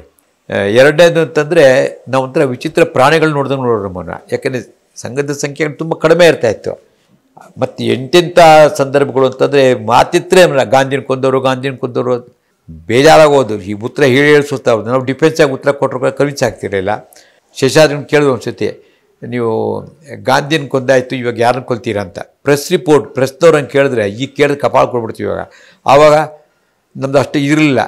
ಶೇಷಾದ್ರಿಗಳದು ಗಾಂಧಿನ ಕೊಂದಿದ್ದಾಯ್ತಪ್ಪ, ಇವಾಗ ನಿಂತ್ಕೊಳ್ಬೇಕು ಅಂತ ಯೋಚನೆ ಮಾಡ್ತಾಯಿದ್ದೀವಿ ಅಂತ ಹೇಳಿದ್ರು ಅವರು. ಆದರೆ ಈ ಉತ್ತರ ವಾತಾವರಣ ಆಗಿತ್ತು. ಆದರೆ ಈಗ ಸಂಘ ತುಂಬ ಬೆಳೆದಿದೆ ಮತ್ತು ಸಂಘದ ಪ್ರಭಾವ ಸಮಾಜದ ಮೇಲೆ ತುಂಬ ಆಗೋಗ್ಬಿಟ್ಟಿದೆ. ಸೊ ಆ ಪ್ರಶ್ನೆನೇ ಬರಲ್ಲ ಇವಾಗ. ಆಗೆಲ್ಲ ತುಂಬ ಹಾರ್ಡ್ ಡೇಸ್, ತುಂಬ ಒಬ್ಬೊಬ್ಬರನ್ನೇ ಕರ್ಕೊಂಬರ್ಬೇಕಾಗ್ಬರ್ತಿತ್ತು ಸಂಘಕ್ಕೆ. ಸಂಘದ ಹಿರಿಯ ಕಾರ್ಯಕರ್ತರ ಜೊತೆಗೆ ನಿಮ್ಮದು ಸಾಕಷ್ಟು ಒಡನಾಟ ಇತ್ತು. ಉದಾಹರಣೆಗೆ ಕರ್ನಾಟಕದಲ್ಲಿ ಸಂಘವನ್ನು ಕಟ್ಟಿ ಬೆಳೆಸಿದಂಥ ಮಾನ್ಯ ಯದುರಾವ್ ಜೋಶಿಯವರು, ಹಾಗೆಯೇ ಹೋವೆ ಶೇಷಾದ್ರಿಗಳು, ನಾ ಕೃಷ್ಣಪ್ಪನವರು, ಸೂರೂಜಿಯವರು, ಇವ್ರ ಜೊತೆಗೆ ಸಾಕಷ್ಟು ನಿಮ್ಮದು ಒಡನಾಟ ಇದ್ದಿರಲೇಬೇಕು. ಯಾಕೆಂದರೆ ನೀವು ಬೆಂಗಳೂರು ಮಹಾನಗರದ ಸಹಕಾರ್ಯವಾರೂ ಆಗಿದ್ದಿರಿ. ಅದರಲ್ಲಿ ಯಾವುದಾದ್ರೂ ಸ್ಮರಣೀಯ ಪ್ರಸಂಗಗಳೇನಾದರೂ ಅವ್ರ ಜೊತೆಗಿದ್ದಾಗ, ಅವರ ಒಡನಾಟದಲ್ಲಿದ್ದಾಗ ಹೇಳುವಂಥದ್ದು ಯಾವುದಾರು ಇದೆಯಾ? ಸೂರು ಅವರು ಮತ್ತು ನಮ್ಮ ತಂದೆಯವರು ಸಮಕಾಲೀನರು, ಒಟ್ಟಿಗೆ ಕಾರ್ಯಕರ್ತರಾಗಿದ್ದಂಥವರು. ಹಾಗಾಗಿ ಅವ್ರ ಬಗ್ಗೆ ಗೊತ್ತಿತ್ತು. ಆದರೆ ಹೆಚ್ಚು ಪರಿಚಯ ಆಗಿತ್ತು ಅಂತಂದರೆ ಸೂರು ಅವರು ನರಹರಿಯವರ ಅಣ್ಣ. ಅವರು ವಿವೇಕಾನಂದರ ಬಗ್ಗೆ ಅವ್ರದ್ದು ಸಾಮಾನ್ಯವಾಗಿ ಜಾಸ್ತಿ ಅದನ್ನು ಹೇಳೋರು. ಅವ್ರದ್ದು ಬೌದ್ಧಿಕ ಇತ್ತು ವಿವೇಕಾನಂದರ ಬಗ್ಗೆ. ಒಮ್ಮೆ ಪ್ರಾಯಶಃ ಆವಾಗ ನಾನು PUC SLC ಏನೋ ಓದ್ತಾ ಇದ್ದಿಲ್ಲ, ಇದು ಇಂಜಿನಿಯರಿಂಗ್ಲಿದ್ದೆ. ಆವಾಗ ಒಂದು ಬೌದ್ಧಿಕ್ಕು ಜೀವನ ಪೂರ್ತಿ ನಮ್ಮಲ್ಲಿ ಇಷ್ಟು ಪ್ರಭಾವ ಬೀರ್ತಂತಂದರೆ ನಮ್ಮ ಜೀವನದ ದಿಕ್ಕೇ ಬದಲಾಯಿಸೋಯ್ತು. ಸೂರವ್ರ ಬೌದ್ಧಿಕ್ಕು ಗುರು ವಿವೇಕಾನಂದರ ಮೇಲೆ. ಎರಡು, ಮೊದಲನೇದು ಅಂತಂದರೆ ಅವ್ರ ಪರ್ಸನಾಲಿಟಿ ಇದ್ದಿದ್ದು ವಿವೇಕಾನಂದ ಥರನೇ, ಆಲ್ಮೋಸ್ಟ್ 6 ಅಡಿ ಎತ್ತರ, ಅಗಲವಾಗಿರ್ತಕ್ಕಂಥ ಎದೆ, ಭವ್ಯ ಅಂತ ವ್ಯಕ್ತಿತ್ವ. ಮತ್ತು ಅವ್ರು ಸ್ವಲ್ಪ ಸಂಪರ್ಕ ಮಾಡಿ ನಿಂತ್ಕೊಂಡ್ಬಿಟ್ರೆ ವಿವೇಕಾನಂದ್ರೆ ಆ ಥರ. ಅವ್ರದ್ದು ಬೌದ್ಧಿಕ 1 ಗಂಟೆ ಕಾಲ ಆಯಿತು. 1 ಗಂಟೆ ಕಾಲ ಅವ್ರದ್ದು ಬೌದ್ಧಿಕ ಆಯಿತು ಅಂತಂದರೆ ನಮ್ಮ ಮೇಲೆ ಇಷ್ಟು ಪ್ರಭಾವ ಆಗಿತ್ತು ಅಂತಾರೆ. ವಿವೇಕಾನಂದ ಜೊತೆಗೆ ಓಡಾಡ್ದಂಗೆ ಅನುಭವ ಆಗ್ಬಾರ್ದು ನಮಗೆ. ಅದಾದ ನಂತರ ವರ್ಷಗಟ್ಟಲೆ ನಾನು ವಿವೇಕಾನಂದದ ಎಲ್ಲ ಸಾಹಿತ್ಯಗಳನ್ನು ಓದಿ, ಫುಲ್ ವರ್ಕ್ಸ್ ವಿವೇಕಾನಂದ ಓದಿ, ನಾನು ಅಟ್ಲೀಸ್ಟ್ ಒಂದು 150-200 ಕಡೆ ವಿವೇಕಾನಂದ ಬಗ್ಗೆ ಬೌದ್ಧಿಕ ಮಾಡಿದ್ದೇನೆ. ಇದು ಸೂರವರ ವ್ಯಕ್ತಿತ್ವ. ಅದಾದಮೇಲೆ ಕೃಷ್ಣಪ್ಪನವ್ರದ್ದು ಬೇರೆ ಥರ ವ್ಯಕ್ತಿತ್ವ ಅವ್ರದ್ದು. ಅಷ್ಟು ಮಧುರವಾಗಿ ಮಾತಾಡೋದಕ್ಕೆ ನಮ್ಗೆ ಯಾರಿಗೂ ಸಾಧ್ಯವೇ ಆಗೋದಿಲ್ಲ. ಭಗವದ್ಗೀತೆಯಲ್ಲಿ ಒಂದು ಕಡೆ ಬರುತ್ತೆ, ಮಾತಾಡೋದ ರೀತಿ ಹೆಂಗಿರಬೇಕು ಅನ್ನೋದು ಕೂಡ 16ನೇ ಅಧ್ಯಾಯದಲ್ಲಿ ಬರುತ್ತೆ. ಮಾತಾಡೋದಿದೆಯಲ್ಲ ಅದೊಂದು ಇಟ್ ಇಸ್ ಎನ್ ಆರ್ಟ್, ಅದೊಂದು ಕಲೆ. ಅದು ಕೃಷ್ಣಪ್ಪನವ್ರದ್ದು ಆ ಶೈಲಿ ಇದೆಯಲ್ಲ, ಅದು ಕಲ್ತ್ಬಿಟ್ರೆ ಸಾಕು ಅವ್ರಿಗೆ. ಜೀವನದಲ್ಲಿ ಯಾರ ಜೊತೆಗೂ ಜಗಳವೇ ಆಗಲ್ಲ ಅವ್ರಿಗೆ. ಆ ಥರ ಭಾಳ ಪ್ರೀತಿ, ವಿಪರೀತ ಪ್ರೀತಿಯಿಂದ ಮಾತಾಡೋದಕ್ಕಂಥ ಸ್ವಭಾವ. ಒಂದು ಇನ್ಸಿಡೆನ್ಸ್ ಹೇಳಬೇಕು. ಆವಾಗ ನನಗೆ 2ನೇ ಮದುವೆ ಆದಂಥ ಸಂದರ್ಭದಲ್ಲಿ ಏನೋ ಅಸಮಾಧಾನ ನನಗೆ. ಸಂಗತಿಗಳು, ಕೃಷ್ಣಪ್ಪನವರು ಬ್ರಹ್ಮಚಾರಿಗಳು, ಪ್ರಚಾರಕರವರು. ನಮ್ಮದು ವೈಯಕ್ತಿಕವಾದಂಥ ಗಂಡ ಹೆಂಡತಿ ಗೃಹಸ್ಥ ಸಮಸ್ಯೆ, ಅದು ಅವ್ರ ಹತ್ರ ಹೇಳ್ಕೊತಾ ಇದ್ದೆ. ಅಂದರೆ ಯಾವ ಫೀಲಿಂಗ್ ನಮ್ಮ ಅಪ್ಪನ ಹತ್ರ ಹೇಳ್ತಿರಲಿಲ್ಲ, ಅವ್ರ ಹತ್ರ ಹೇಳ್ಕೊತಿದ್ವಿ ನಾವು. ಹೇಳ್ಕೊಂಡು ಗಂಟೆಗಟ್ಟಲೆ ಅವ್ರು ಎಲ್ಲ ಕೇಳೋರು ಶಾಂತವಾಗಿ. ಆಮೇಲೆ ಬಹಳ ಪ್ರೀತಿಯಿಂದ ಸಂಭಾಷಣೆ ಮಾಡೋರು. ಹಂಗಲ್ಲಪ್ಪ, ನಾವು ಸ್ವಲ್ಪ ಗಟ್ಟಿ ಇರಬೇಕು, ಹೀಗಾತೆ ಹಂಗಾತೆ ಅಂತ ಸಮಾಧಾನ ಆಗ್ಬಿಡೋದು. ಮಾತಾಡ್ತಾ ಇದ್ದು ಅಂದರೆ ಅವ್ರ ಸ್ವಭಾವನೇ ಹಾಗೆ. ಅತ್ಯಂತ ಅದು ಆರ್ಟ್ ಆಫ್ ಟಾಕಿಂಗ್ ಇದೆಯಲ್ಲ, ಅದು ಅವರಿಂದ ಕಲಿಬೇಕು. ಆ ರೀತಿ ಕೃಷ್ಣಪ್ಪನವ್ರದ್ದು ಪ್ರಭಾವ ನಮ್ಮ ಮೇಲೆ. ಶೇಷಾದ್ರಿಗಳದ್ದು ವೈಚಾರಿಕ ಪ್ರಭಾವ. ಮತ್ತು ನನಗೇನಾದರೂ ತುಂಬ ಜನ ನನಗೆ ಗುರ್ತಿಸೋದು, ಭಾಳ ಹಾಸ್ಯ ಮಾಡ್ತಾರೆ, ತುಂಬ ಜೋಕ್ಸ್ ಹೇಳ್ತಾರೆ ಅಂತ ನನಗೆ ಕಾಣಿಸುತ್ತೆ. ನಾನು ಜೋಕ್ ಹೇಳೋದಲ್ಲ, ಜೀವನದಲ್ಲಿ ನಡೀತಕ್ಕಂಥದ್ದೇ ನಾನು ಹೇಳಿದ್ರೆ ಅದು ಜೋಕ್ ಆಗಿರುತ್ತೆ ಅಷ್ಟೇ. ಇದು ಎಲ್ಲಿಂದ ಬಂತು ಅಂದರೆ ಶೇಷಾದ್ರಿಗಳಿಂದ ಬಂತು. ಶೇಷಾದ್ರಿಗಳು ವಿಪರೀತ ಅವರು ಹಾಸ್ಯ ಪ್ರವೃತ್ತಿ. ಹಾಸ್ಯ ಪ್ರವೃತ್ತಿ ಲಘುವಾಗಲ್ಲ, ಹಾಸ್ಯ ಮಾಡೋರು. ಆದರೆ ವೈಚಾರಿಕವಾಗಿ ಅತ್ಯಂತ ಆಳವಾಗಿ ಅವ್ರದ್ದು ಉತ್ತರಾಂಧ್ರ ಲೇಖನಗಳು ಬಿಡದೆ ನಾವು ಓದ್ತಾ ಇದ್ದೆ ನಾನು. ಇವತ್ತೇನಾದರೂ ನನಗೆ ಸ್ವಲ್ಪ ವೈಚಾರಿಕತೆ ಬಂದಿದೆ ಅಂತಂದರೆ ಶೇಷಾದ್ರಿಗಳಿಂದ ಬಂದಿರತಕ್ಕಂಥದ್ದು. ಪ್ರಮುಖವಾಗಿ ಅವರಿಂದಲೇ ಅವ್ರದ್ದೆಲ್ಲ ಪುಸ್ತಕಗಳು ಎಲ್ಲ ಓದಿ ಮಾಡಿ. ಆ ಥರ ನರಹರಿಯವರದ್ದು ಅವರು ಅಂಥ ದೊಡ್ಡ ವಕ್ತೃತ್ವ ಏನಿಲ್ಲ, ಆದರೆ ಅಥವಾ ದೊಡ್ಡ ಲೇಖನಗಳು ಬಿಡೋದು ಅದೂ ಇಲ್ಲ. ಆದರೆ ಅವ್ರದ್ದೊಂಥರ ಸ್ವಭಾವ, ಅನೇಕ ಥರದ ವಿಚಿತ್ರ ಸ್ವಭಾವಗಳನ್ನು ನೋಡ್ತೀವಿ ಅಲ್ಲಿಗೆ. ಅವರು ಬಹಳ ಸ್ಟ್ರಿಕ್ಟು. ಜಯದೇವ್ ಅಷ್ಟೇ, ತುಂಬ ಸ್ಟ್ರಿಕ್ಟ್ ಸ್ವಭಾವ. ಅವರಿಂದ ಕಲ್ತಿರುವಂಥದ್ದು ಅನೇಕ ಸಂಗತಿಗಳು. ಎಲ್ಲೋ ಒಂದು ಕಡೆ ಬೌದ್ಧಿಕ ಮಾಡ್ತಾಯಿದ್ದೆ, ಏನೋ ಹೇಳಿದೆ, ಅದರಲ್ಲಿ ಏನೋ ದೋಷ ಇತ್ತು ಅಂತ ಗೊತ್ತಾಗಿ ನೆಕ್ಸ್ಟ್ ಡೇ ಹೇಳ್ಕಳಿಸೋರು. ನೀನೆಲ್ಲ ಮಾತಾಡ್ತಾ ಇದ್ದೆ ಅಂತೇಳಿ ಈ ರೀತಿ ಹೇಳ್ಬೋದೇನೆಯಾ, ನೀನು ಹಿಂಗೆ ಹೇಳಿದ್ಯಾ ಅಂತ. ಹೌದು ಅಂದಾರೆ, ಹಿಂಗೆ ಹೇಳ್ಬಾರ್ದಾಯ್ತು ನಾನು ಹೇಳಿದ್ದು ಬೇರೆ ಥರ ಅಂತ. ಅಲ್ಲಿ ಸ್ವಲ್ಪ ಸರಿಯಾಗಿ ಹೇಳಪ್ಪ ಅಂತನೋರು. ಸ್ವಾಮಿ ರಾಮತೀರ್ಥ ಬಗ್ಗೆ ಒಂದು ಕಡೆ ಕತೆ ಹೇಳೋಕ್ಕೆ ಹೋಗಿದ್ದೆ. ಆ ಕತೆ ಎಲ್ಲ ಹೇಳಿದ್ದು ಬಂದುಬಿಟ್ಟಿದೆ. ಅದಾದಮೇಲೆ ರಿಪೋರ್ಟ್ ಬಂತು ಇಲ್ಲಿಗೆ. ಜಯದೇವ್ ಹೇಳಿ ಕಳಿಸೋರು. ಜಯದೇವ್ ಕರೆದ್ರು ಅಂತ ಏನೋ ಇದೆ ಮಂಗಳಾರತಿ ಅಂತ ಅಂದ್ಕೊಂಡು ಹೋಗ್ತಾ ಇದ್ದೆ ನಾನು. ಅಲ್ಲಯ್ಯ, ರಾಮತೀರ್ಥದ ಬಗ್ಗೆ ಕತೆ ಹೇಳಿದೆ ಅಂತಿದ್ದ. ಹೌದು. ನಗ್ಸೋದೇನಿದೆ ಅದರಲ್ಲಿ? ಅವ್ರು ಹೇಳಿದ್ರು ರಾಮತೀರ್ಥದ ಬಗ್ಗೆ ಕತೆ ಹೇಳಿದ್ರು, ಸಿಕ್ಕಾಪಟ್ಟೆ ನಗ್ಸಿದ್ರು ಅಂತೆಲ್ಲ ಹೇಳಿದ್ರಲ್ಲ ಅಂತಂದರು. ತಿರ್ಗಾನ ಸಂಭಾಷಿಕೊಡ್ಬೇಕಾಯ್ತು. ಆಗಲ್ಲ, ಇಲ್ಲಿ ಗಂಭೀರವಾಗಿ ಹೇಳಪ್ಪ ಅಂತಂದ್ರೆ, ಇಲ್ಲ ಗಂಭೀರವಾಗಿ ಹೇಳಿದ್ದೀನಿ ರೀ ಕೆಲವು, ಅದೂ ಇರುತ್ತೆ ಮಧ್ಯೆ ಅಂತ. ಆ ಥರ ಅಂದರೆ ಮೂರ್ತಿಯನ್ನು, ಒಂದು ಕಲ್ಲಿರುತ್ತೆ, ಆ ಕಲ್ಲನ್ನು ಶಿಲ್ಪಕಾರ ಕಿತ್ತಿ ಆ ಬಿಸಾಕುವಂಥ ಕಲ್ಲನ್ನು ಒಂದು ಮೂರ್ತಿ ಮಾಡಿ ಅದನ್ನು ಪೂಜೆ ಮಾಡೋ ಥರ ಮಾಡಿಬಿಡ್ತಾನೆ. ಸಂಘದಲ್ಲಿ ಹಾಗೆ ಅನೇಕ ಜನ ನಮ್ಮ ಅಧಿಕಾರಿಗಳು ನಮ್ಮನ್ನು ತೀಡಿ ಒಬ್ಬ ವ್ಯಕ್ತಿತ್ವ ನಿರ್ಮಾಣ ಮಾಡ್ತಾರೆ. ಅದು it continues for ever. Ganga ನದಿ ಇದ್ದಂಗೆ ಬರ್ತಾ ಇರ್ತದೆ. ಹಾಗಾಗಿ ಯಾರ್ಯಾರಿಂದ ಏನೇನು ಬೋಯ್ತು ಅಂತ ಹೇಳೋಕ್ಕೆ ಸಾಧ್ಯವೇ ಆಗಲ್ಲ. ಅನೇಕ ಜನಗಳಿಂದ ಅನೇಕ ಸಂಗತಿಗಳು ರಾಮಣ್ಣವರಿಂದ ಕಲ್ತಿರೋದು ಬೇಕಾಷ್ಟು ವಿಷಯಗಳಿವೆ. ಇದೆಲ್ಲ ಬಂದಿರೋದ್ರಿಂದಲೇ ಏನೋ ಒಂದು ರೀತಿ ನನಗೆ ನನ್ನ ಜೀವನದಲ್ಲಿ ಒಂದು ಜೀವನೋತ್ಸಾಹ. ಈಗ ನನಗೆ 78 ವರ್ಷ, ಇಟ್ಸ್ ಓನ್ಲಿ ಎ ನಂಬರ್. ಕೆಲಸದ ಅಂದ್ಕೊಳ್ತೀನಿ, ಈಗಿರೋಷ್ಟು ಜ್ಞಾನ, ಅನುಭವ ಮತ್ತು ಆಗಿದ್ದಂಥ ವಯಸ್ಸು ಎರಡೂ ಒಟ್ಟಿಗೆ ಯಾಕೆ ಸೇರ್ಕೋಬಾರ್ದು ಅಂತ ಅಸಾಧ್ಯವಾದ ಮಾತದು. ಹಂಗೆ ಅನ್ಸುತ್ತಾದರೆ ಅಂದರೆ ನಮ್ದು ಏನಾದ್ರು ತುಂಬ ಏನು ಇಷ್ಟು ಉತ್ಸಾಹ ಇರುತ್ತಿಲ್ಲ ನೀವು ಅಂತ ಯಾರು ಕೇಳಿದಾಗ ಹೇಳ್ತೀನಿ, ಇಲ್ಲ ರೀ ಸಂಘನೇ ಕಾರಣ ಅದಕ್ಕೆ ಅಂತ. ಅಂದರೆ ಸಂಘದಲ್ಲಿ ಹಿರಿಯರ ಮೇಲ್ಪಂಕ್ತಿ, ಆ ಹಿರಿಯರ ಮೇಲ್ಪಂಕ್ತಿ ಎಲ್ಲ ಸ್ವಯಂ ಸೇವಕರ ಮೇಲೆ ಸಾಕಷ್ಟು ಪ್ರಭಾವವನ್ನು ಬೀರಿ ಅವರನ್ನು ಒಳ್ಳೆಯ ವ್ಯಕ್ತಿಗಳನ್ನಾಗಿ ರೂಪಿಸುತ್ತೆ. ಅದು ಅನ್ನೋದು ನಿಜ ಅಲ್ವಾ? ಅದು 100ಕ್ಕೆ 200 ಭಾಗ ನಿಜ ಅದು. ನಮ್ದು ಯಾರಾದ್ರು ವ್ಯಕ್ತಿತ್ವ ಆಗಿದೆ ಅಂತಂದರೆ ಅವ್ರಿಗಿಂತ ವಿಶೇಷ ಇರ್ತೀವಿ ನಾವು. ಯಾಕೆಂತಂದರೆ ನಮ್ಮಲ್ಲಿ ಒಬ್ಬ ವ್ಯಕ್ತಿದ್ದು ಪ್ರಭಾವ ಅಲ್ವಲ್ಲ. ಒಂದಿಷ್ಟು ಕೃಷ್ಣಪ್ಪನವರು, ಒಂದಿಷ್ಟು ಶೇಷಾದ್ರಿಗಳು, ಒಂದಿಷ್ಟು ಸೂರವರು, ಒಂದಿಷ್ಟು ನರಹರಿಯವರು, ಒಂದಿಷ್ಟು ಜಯದೇವ್ ಅವರು, ಎಲ್ಲರದು ಚೂರು ಚೂರು. ಇನ್ನು ಕೆಲವರು ಏನೂ ಮಾತಾಡದೆ ಕೆಲಸ ಮಾಡಿದಂಥವ್ರು. ನಮ್ಮ ಅನಂತದ್ದು ಹೇಳಿದ್ರಲ್ಲ, ಅವ್ರು ಏನು ಮಾತೇ ಆಡ್ತಿರಲಿಲ್ಲ. ಶಬ್ದ ಹೆಂಗೆ ಅಂತ ಹೆಂಗೆ ಪ್ರಭಾವ ಬೀರುತ್ತೆ ಅಂತಂದರೆ, ಇನ್ನೊಂದು ಪ್ರಸಂಗ, ಕ್ಯಾಂಪ್ಗೆ ಹೊರಟಿದ್ದಾನೆ ನನ್ನ ತಮ್ಮ, ಪ್ರಬಂಧಕ್ಕಾಗಿರ್ಬೇಕು ಅಂತ ದೇವರಾಜು. ಹೊರಟಾಗ ನಮ್ಮ ಕಾಲದಲ್ಲಿ ಆ ಕಿಟ್ಟು ಎಲ್ಲ ಇರ್ತಿರಲ್ಲ, ಪೆಟ್ಟಿಗೆ ಇರ್ತಿತ್ತು, ಕಬ್ಬಣದ ಪೆಟ್ಟಿಗೆ. ಅವಾಗ ಪೆಟ್ಟಿಗೆ ಇವನೇ ಮಾಡಿದ ಒಂದು ಗಂಟೆಲ್ಲ, ಒಂದು ಪಂಚೆಲೆಲ್ಲ ಹಾಕ್ಕೊಂಡು, ಪ್ಯಾಂಟು ಎಲ್ಲ ಹಾಕ್ಕೊಂಡು 3 ದಿವಸ ಪ್ರಬಂಧಕರು ಗುರೂಜಿಯವ್ರು ಬರ್ತಾರೆ ಹೋಗ್ಬೇಕು ಅಂತ ಗಂಟು ಕಟ್ಕೊಂಡು. ಅವನಿಗೆ ನಮ್ಮ ತಂದೆ ಸ್ವಲ್ಪ ಹಿಟ್ಲರ್ ಥರ ಜೋರವ್ರು, ತುಂಬ ಅವರು ಸ್ವಯಂ ಸೇವಕರೇ. ಅವ್ರು ಕುಡ್ಕೊಂಡು ನಮಗೆಲ್ಲ ಹೆದರಿಕೆ. ಇವನು ಅವ್ರು ಕೇಳ್ದೆ, ಈ ಥರ ನಾನು ಪ್ರಬಂಧಕ್ಕೆ ಹೋಗ್ಬೇಕು ಹೊರಟಿದ್ದೀನಿ ಅಂತ. ಅವ್ರಿಗೆ ಒಂದೇ ಸಲ ಕೋಪ ಬರೋದು. ಕೋಪ ಬಂದರೆ ನಾವೆಲ್ಲ ಕೇಳಿದ್ವಿ, ಕೋಪ ಎಲ್ಲಿರುತ್ತೆ? ಮೂಗುನ್ ತುದಿಯಲ್ಲಿ ಕೋಪ ಅಂತ ಹೇಳ್ತೀವಲ್ವಾ. ನಮ್ಮಪ್ಪಂಗೆ ಮೂಗುನ್ ತುದಿಯಲ್ಲಿ ಕೋಪ ಇರ್ತಿಲ್ಲ, ಕೈನಲ್ಲಿ ಕೋಪ ಇರ್ತೈತೆ ಅವ್ರಿಗೆ. ವ್ಯಾನ್ ಫ್ಯಾಟ್ ಅಂತ ಹೊಡೆದೇ ಮಾತಾಡೋದು. ಹೋಗ್ತಾನಂತೆ, ಬುದ್ಧಿ ಇದೆಯಾ ನನಗೆ? ಪರೀಕ್ಷೆ ಹತ್ತಿರ ಬಂತು, ಕ್ಯಾಬ್ಗೆ ಹೋಗ್ತಾನಂತೆ. ಬೇಡ ಹೋಗಿ ಅಂತ ಹೇಳಿದ್ರು. ಅಷ್ಟು ಹೇಳಿದ್ದೆ ಅಷ್ಟೇ ಅಲ್ಲ, ಅವ್ನ ಗಂಟೆ ಏನಿತ್ತು ಲಗೇಜು ಹತ್ತೊಂದು ರೈ ಅಂತ ಕಾಪಾಡು ಬಿಸಾಕ್ಬಿಟ್ರು. ಬಿಸಾಕಿದ್ರೆ ಅಲ್ಲೊಂದು ತೆಂಗಿನ ಮರ ಆಯ್ತು ನಮ್ಮ ಮನೇಲಿ. ಆ ತೆಂಗಿನ ಮರಕ್ಕೆ ಡ್ಯಾಶ್ ಹೊಡೆದು ಅದು ಬಿಚ್ಚಿ ತಂಬಿಗೆ ತಟ್ಟೆ ಎಲ್ಲ ಬೇರೆ ಆಗ್ಬಿಡ್ತು. ಆ ಥರ ಪ್ರಸಂಗ ಅದಾಗ್ತಾ ಇದ್ದಂಗೆ ಅಷ್ಟೊತ್ತಿಗೆ ಸರಿಯಾಗಿ ನಮ್ಮ ಅನಂತ್ ಬಂದರು. ಅವರು ಅಲ್ಲಿನ ಕಾರ್ಯವಾಗಿದ್ದರು. ಅವ್ರು ಹೇಳಿದಿಲ್ಲ, ಮಾತಿಲ್ಲ ಕತೆ ಇಲ್ಲ, ಮೌನವಾದಂಥ ಇದರ ಕಾರ್ಯಕರ್ತರು ಬಂದರು. ಬಂದ್ಬಿಟ್ಟು ಇನ್ನೊಂದು ತಮ್ಮ ಒಂಥರ ಪ್ಯಾನಿಕ್ಕಾಗಿ ನಿಂತ್ಕೊಂಡಿದ್ದ.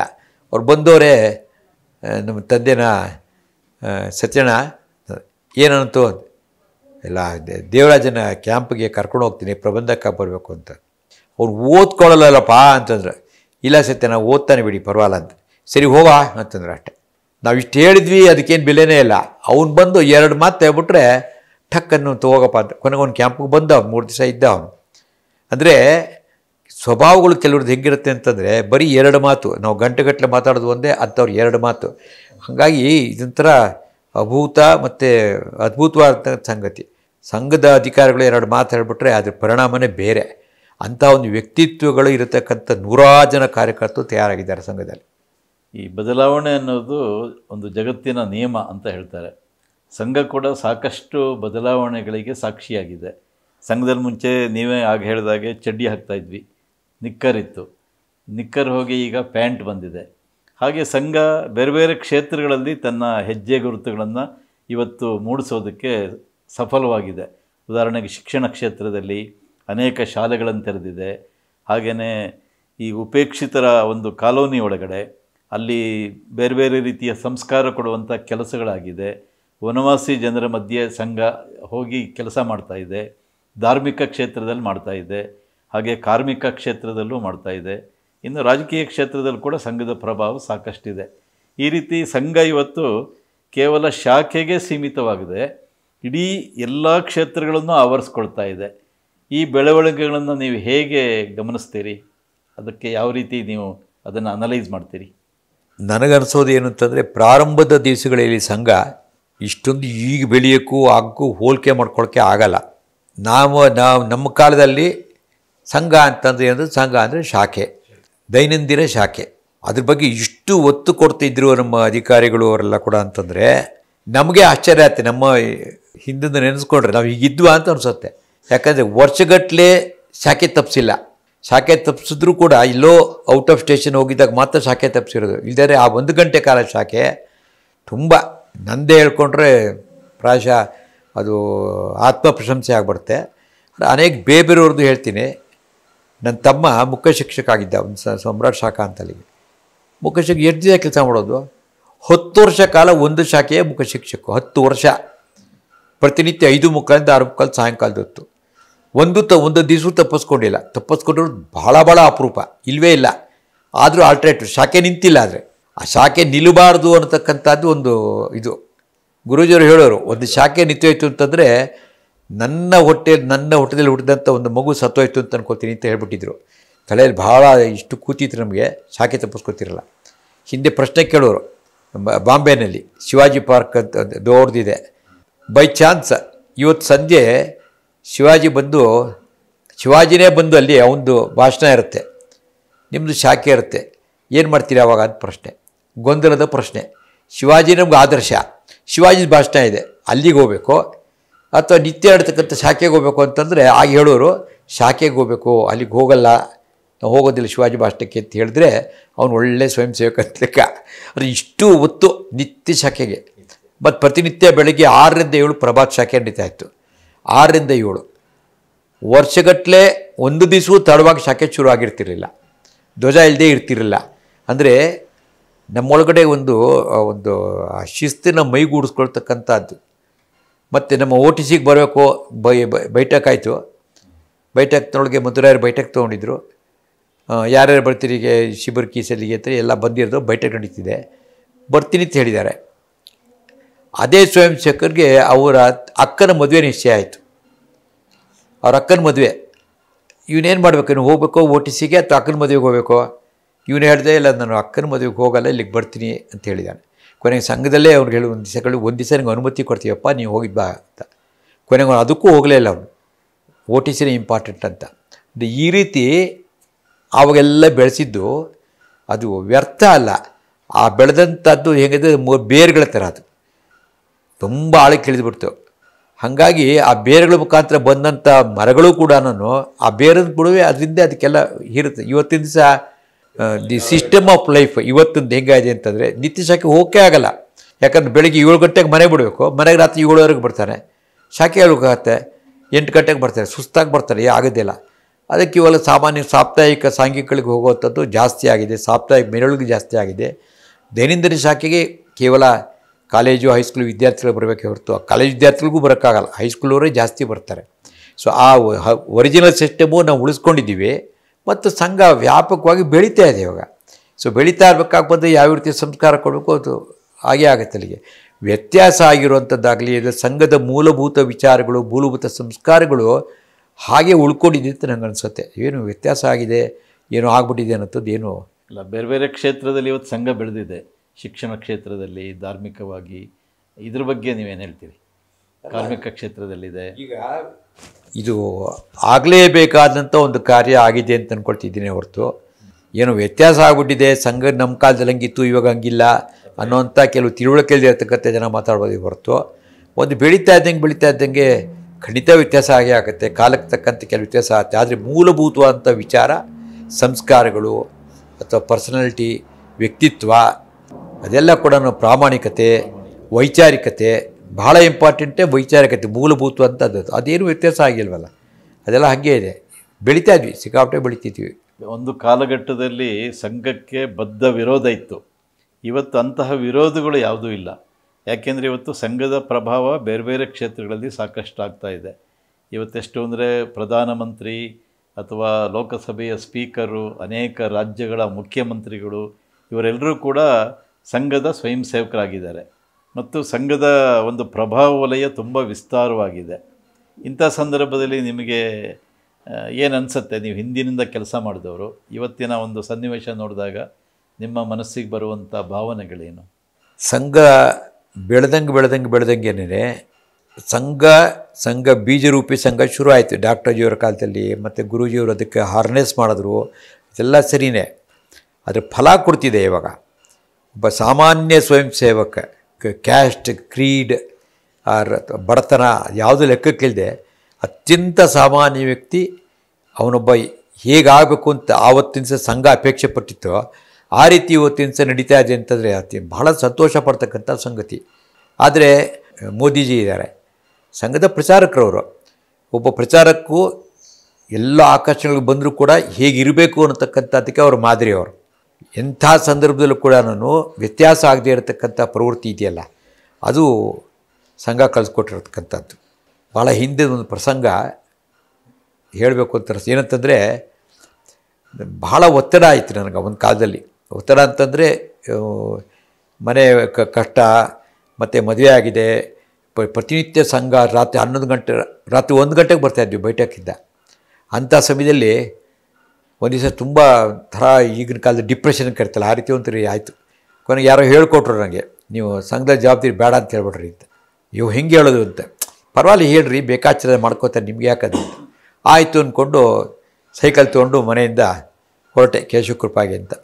ಅಲ್ಲಿ ಅಜಿತ್ ಕುಮಾರ್ಗೆ ಹೇಳ್ಬಿಡೋಣ, ನಂಗೆ ಜವಾಬ್ದಾರಿ ಬೇಡ ಅಂತ. ಸೈಕಲ್ ತೊಗೊಂಡು ಬರಬೇಕಾಗಿ ಬಂದರೆ ಸಂಘದ ಪದ್ಧತಿ ಪ್ರಕಾರ ಸಂಘದಲ್ಲಿ ಬೇಕಾಷ್ಟು ಹಾಡು ಇರುತ್ತಲ್ಲ ಶಾಖೆಗಳಲ್ಲಿ, ಒಂದು ಹಾಡು ಹೇಳ್ಕೊಂಡು ಬರ್ತಿದ್ದೆ. ದಿವ್ಯ ದೇಹಿ ಓರ ತಪಸ್ವಿ ಜೀವನ ಭರ ಅವಿಚಲ ಚಲಿತಾ ಹೈ ಅಂತ ಒಂದು ಹಾಡು.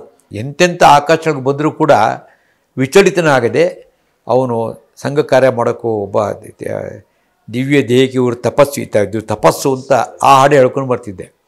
ಸಂಘದಲ್ಲಿ ಹಾಡನ್ನು ಸಿಸ್ಟಮ್ ಎಷ್ಟು ಉಪಯೋಗ ಆಯಿತು ಅಂತಂದರೆ, ಹಾಡು ಹೇಳ್ಕೊಂಡು ಬಂದೆ. ನಮ್ಮನೆ ಮಲ್ಲೇಶ್ವರ ಆಯಿತು, ಕಾಟನ್ ಪಿಟ್ ಹತ್ರ ಬರ್ತಾ ಇದ್ದಂಗೆ ರಿವರ್ಸ್ ಟರ್ನ್ ಮಾಡ್ಕೊಂಡು ವಾಪಸ್ ಮನೆಗೆ ಹೋಗ್ತಿರ್ಗ, ಇನ್ನೆಂದು ಯೋಚನೆ ಮಾಡೋಕ್ಕೆ ಹೋಗಲಿಲ್ಲ. ಅದೇ ಸಂಘದಲ್ಲಿ ಕೆಲವು ಸಿಸ್ಟಮ್ಗಳಿದೆಯಲ್ಲ, ಒಂದು ಹಾಡು, ಒಂದು ಬೌದ್ಧಿಕಗಳು, ಅದೆಲ್ಲ ಒಂದು ಆಂತರಿಕ ವ್ಯಕ್ತಿತ್ವ ಬೆಳೆಸತ್ತೆ ಅಂತಂದರೆ ಅವಿಚಲ ಚಲಿತಾಹೆ. ಮೋದಿಯವರು ಅವರು ವಿಭಾಗ ಪ್ರಚಾರಕರು ಎಲ್ಲ ಆಗಿದ್ದಂಥ ಹೀಗಿದ್ದರೂ ಇವತ್ತಿಗೂ ಅದರಿಂದ ಹೆಚ್ಚು ಬೆಳೆದಿದ್ದಾರೆ. ಅದೇ ರೀತಿಯೇ ಸಂಘ ಒಂದಿಂಥ ದೊಡ್ಡ ವ್ಯಕ್ತಿ ಆದರು. ವಾಜಪೇಯಿಯವರು ಕೂಡ ಪ್ರಚಾರಕ್ಕಾಗಿದ್ದಂಥವ್ರು, ಎಲ್ಲರೂ ಕೂಡ ಅದೇ ರೀತಿ ಇವತ್ತಿಗೂ ಹಾಗೆ ಇದ್ದಾರೆ, ಏನು ವ್ಯತ್ಯಾಸ ಆಗಿಲ್ಲ. ಸಂಘದ ನಿನ್ನೆ ಮೊನ್ನೆ ಬಂದಂಥವ್ರು ಸಂಘಕ್ಕೆ ಬಂದೇ ಇಲ್ಲ. ಅವರು ಅಣ್ಣಾಮಲೆಯವರು ಸಂಘಕ್ಕೆ ಬಂದಿಲ್ಲ, ಸಂಘದ ಸ್ಪರ್ಶ ಮಾತ್ರ ಆಗಿರೋದು ಅಷ್ಟೇ ಅವ್ರಿಗೆ. ಆದರೆ ಅವ್ರು ನಡ್ಕೊಳ್ತಾ ಇರೋಂಥ ರೀತಿ ಹೆಂಗೆ ಅಂತಂದರೆ ನನಗೆ ಆಶ್ಚರ್ಯ ಆಗುತ್ತೆ. ಒಂದು 25-30 ವರ್ಷದ ಸ್ವಯಂ ಸೇವಕರೇನಪ್ಪ ಅನ್ನೋ ಥರದಲ್ಲಿ ಮಾತಾಡ್ತಾರೆ ಅವರು. ಹೆಂಗೆ ಬಂತು ಅಂತಂದರೆ ಇದು ಸಂಘದ ಒಂದು ಅಗೋಚರವಾದಂಥ ಒಂದು ಶಕ್ತಿ, ತುಂಬ ಹೊಸದಾಗಿ. ಅಂದರೆ ನಮಗೆ ನಾವು ಆ ಮಟ್ಟಕ್ಕೆ ನಾನು ಏರಬೇಕು ಅಂತಂದರೆ ಒಂದು 25 ವರ್ಷ ಬೇಕಾಗೋದು. ಆದರೆ ಇವತ್ತು ಸಂಘದ ಪ್ರಭಾವ ವಲಯ ಹೆಂಗಾಗಿದೆ ಅಂತಂದರೆ, ಆ ಪ್ರಭಾವಕ್ಕೆ ಬಂದುಬಿಟ್ರೆ ಸಾಕು. ಹೇಗೊಂದು ಮ್ಯಾಗ್ನೆಟ್ ಇನ್ನೊಂದು ಕಬ್ಬಣ ತಂದ್ಬಿಟ್ಟು ಅದು ಮ್ಯಾಗ್ನೆಟ್ ಹೆಂಗೆ ಆಗ್ಬಿಡುತ್ತೋ ಅದೇ ರೀತಿಯಲ್ಲಿ ಆಗ್ತಾಯಿದೆ ಅಂತ ಗುಣಾತ್ಮಕ ಚಿಂತನೆ ಮಾಡೋಕ್ಕೆ ಹೊರತು ಎಲ್ಲೋ ಡೈಲ್ಯೂಟ್ ಆಗ್ತಾಯಿದ್ದೀವಿ ಅಂತ ಅನಿಸ್ತಾ ಯೋಚನೆ ಮಾಡ್ತಕ್ಕಂಥದ್ದು ನನಗನ್ಸೋದು ಖಂಡಿತ ಅದು ತಪ್ಪು ಅಂತ. ಯಾಕಂದರೆ ಪ್ರತಿಯೊಂದು ಕಾರ್ಯಕ್ಷೇತ್ರದಲ್ಲೂ ಪ್ರತಿಯೊಬ್ಬರು ಜವಾಬ್ದಾರಿ ಇರುತ್ತೆ, ಸೆನ್ಸ್ ಆಫ್ ರೆಸ್ಪಾನ್ಸಿಬಿಲಿಟಿ ಇರುತ್ತೆ. ಮಾತು ಹೇಗಾಡಬೇಕು, ನಾವು ಹೇಗೆ ನಮ್ಮ ಜೀವನ ಹೇಗಿರಬೇಕು ಅಂತ, ಅದು ಸಂಘದ ಒಂದು ಮಹತ್ವ ಅದು. ಸೊ ಇದುವರೆಗೆ ನಮ್ಮ ಶ್ರೀಯುತ NS ಗೋಪಾಲ್ ಅವರು ಸಂಘಕ್ಕೆ ಅವರು ಹೇಗೆ ಪ್ರವೇಶ ಪಡೆದರು, ಸಂಘದ ಕಾರ್ಯಕರ್ತರು ಹೇಗಾದರು ಮತ್ತು ಸಂಘದಲ್ಲಿ ಬಂದಂಥ ಸವಾಲುಗಳನ್ನು ಹೇಗೆ ಎದುರಿಸಿದರು, ಇದೆಲ್ಲವುದನ್ನು ಕೂಡ ತಮ್ಮ ಅನುಭವಗಳ ಮೂಲಕ ನಮಗೆ ಕಟ್ಟಿಕೊಟ್ಟಿದ್ದಾರೆ. ಸಂಘದ ಒಂದು 100 ವರ್ಷದ ಒಂದು ಸನ್ನಿವೇಶದಲ್ಲಿ ಸಾಕಷ್ಟು ಉಪಯುಕ್ತವಾದ ಮಾಹಿತಿಗಳನ್ನು ಕೂಡ ಹೊಸದಿಗಂತ ಡಿಜಿಟಲ್ ಮೀಡಿಯಾಕ್ಕೆ ಅವರು ನೀಡಿದ್ದಾರೆ. ಅವರು ಇಷ್ಟೊತ್ತು ಬಿಡುವು ಮಾಡಿಕೊಂಡು ಇದೆಲ್ಲವುದನ್ನು ತಿಳಿಸೋದಕ್ಕೋಸ್ಕರ ಅವರಿಗೆ ಹೊಸದಿಗಂತ ಡಿಜಿಟಲ್ ಮೀಡಿಯಾ ಪರವಾಗಿ ಅನಂತ ಧನ್ಯವಾದಗಳು. ನಮಸ್ಕಾರ. ನಮಸ್ಕಾರ. ಇಷ್ಟೊತ್ತು ಕೂಡ ನನ್ನ ಮಾತಾಡೋಕ್ಕೆ ಅವಕಾಶ ಕೊಟ್ಟಿದ್ದಕ್ಕೆ, ಮತ್ತು ನನಗಿರುವಂಥ ಸಿಕ್ಕಾಪಟ್ಟೆ ಅನುಭವ ಇದೆ, ಅದನ್ನು ಆದಷ್ಟು ಚಿಕ್ಕದಾಗಿ ಹೇಳ್ತಕ್ಕಂಥ ಪ್ರಯತ್ನ ಮಾಡಿದ್ದೀನಿ. ಅನುಭವ ಅಪಾರ. ಸಮಯ 70 ವರ್ಷದ ಅನುಭವನ 1 ಗಂಟೆ ಕಾದು ಹೇಳಿ ಮುಗಿಸಿತ್ತು ಹೇಳೋಕ್ಕಾಗೋದಿಲ್ಲ. ಅದು ಕೂಡ ಸಹೃದಯತೆ ಅಂತ ಎಲ್ಲ ಕೇಳಿದ್ದಕ್ಕೋಸ್ಕರ ಎಲ್ರಿಗೂ ಕೂಡ ಅನಂತ ಧನ್ಯವಾದಗಳು. ನಮಸ್ಕಾರ.